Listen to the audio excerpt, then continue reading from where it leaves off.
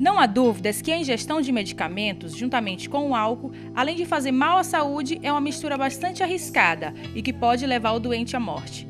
Existe uma diversidade de medicamentos que, se ingeridos antes ou após o uso do álcool, podem causar grandes danos à saúde. Sendo assim, a Organização Mundial de Saúde, OMS, adverte a todos os enfermos a se informarem junto ao seu médico ou farmacêutico dos riscos que essa mistura pode causar. Segundo o especialista Marcos Pacheco, a associação de bebidas alcoólicas junto a remédios podem ter efeitos colaterais graves e podem potencializar ou neutralizar os efeitos do medicamento. De fato, o álcool ele prejudica. Quando você junta álcool e medicamentos, você pode potencializar o efeito de alguns medicamentos, como, por exemplo, medicamentos que são depressores do sistema nervoso central. Via de regra, esses medicamentos, como, por exemplo, medicamentos que ajudam a dormir, medicamentos que são ansiolíticos, aqueles que ajudam a diminuir a ansiedade dos pacientes.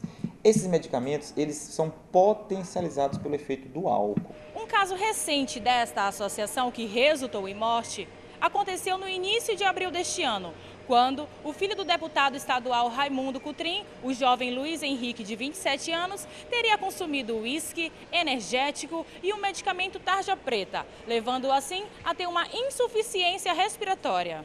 Por ter problemas de concentração, o jovem teria ingerido um medicamento chamado Ritalina, usado para amenizar os efeitos deste distúrbio. A junção deste medicamento com o álcool pode ter aumentado as reações adversas. Segundo as orientações contidas na bula do medicamento, é recomendado aos pacientes que não façam uso de álcool durante o tratamento. Todo medicamento, ele tem aquilo que a gente chama de ação. Ele tem uma ação dentro do organismo, né?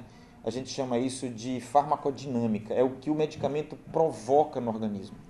E essa farmacodinâmica, ela não é conhecida das pessoas. Quem conhece isso geralmente são os médicos, os enfermeiros e os farmacêuticos bioquímicos. Normalmente as pessoas leigas não sabem. Além da Ritalina, outros medicamentos, se utilizados sem a prescrição médica ou associados ao álcool, também podem trazer lesões graves ao organismo. Por isso, é necessário ter cautela e sabedoria para manipular todo e qualquer tipo de remédio. Vou dar um exemplo para você. A pessoa pode estar com uma crise de dor de cabeça. Essa crise de dor de cabeça pode estar sendo provocada por uma crise de hipertensão arterial. E aí a vizinha diz assim, não, eu tomo um remédio muito bom para a pressão arterial, que é o Inderal ou Propanolol, um beta-bloqueador qualquer. Tome, que você vai melhorar. A pessoa toma esse medicamento, só que ela é asmática. E aí ela vai ter uma crise de asma que pode ser, inclusive, irreversível. No caso dos antibióticos que são usados para tratar infecções, a sua ingestão com o uso moderado de álcool não cortam seu efeito, mas em excesso pode sim comprometer a sua ação. Para quem usa analgésicos e anti-inflamatórios, a mistura de álcool não afeta o efeito do remédio, mas podem provocar irritação e desconforto estomacal. Já os antihistamínicos usados para o tratamento de alergia, a sua combinação com o álcool pode agravar o efeito colateral, deixando o paciente ainda mais sonolento e afetando a coordenação motora.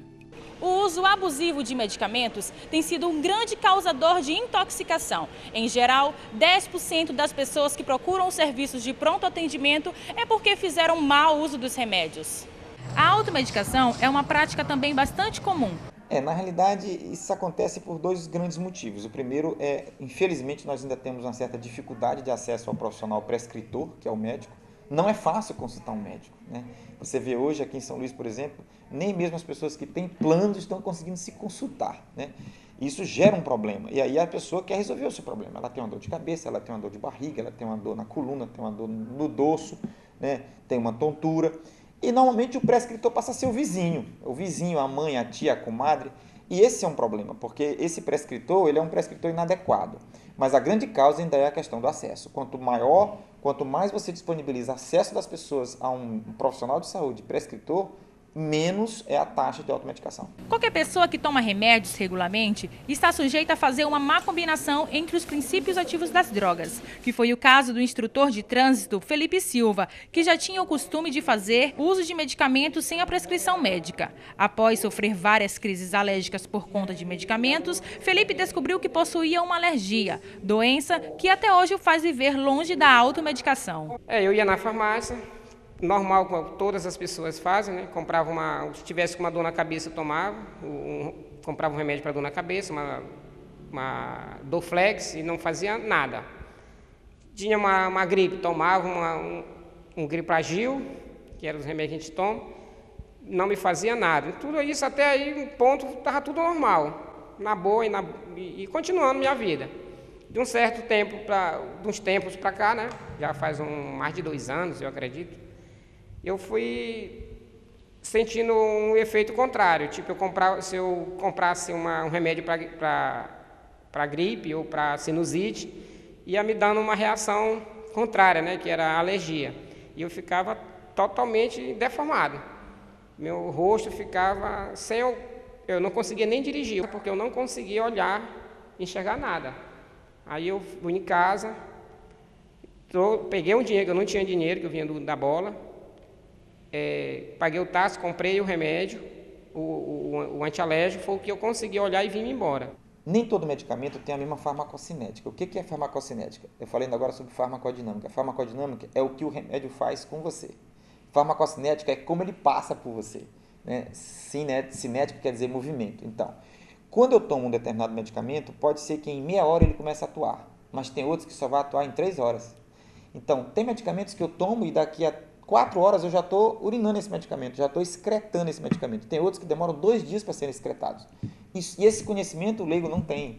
Nós médicos é que temos um pouco de domínio conceitual sobre isso. Então, quando a gente passa de 8 em 8 horas, é porque é necessário tomar de 8 em 8 horas. Se você tomar de 12 em 12, talvez o efeito não seja o mesmo. A mesma coisa, quando a gente toma uma vez por dia, é porque o medicamento ele vai demorar muito tempo no seu organismo. Então, se eu em vez de tomar uma vez por dia, eu tomo 3 vezes, aí sim eu posso provocar uma intoxicação. Então, a ideia da dosagem do medicamento está relacionada àquilo que a gente chama de meia-vida, que é o tempo que ele gasta dentro do seu organismo.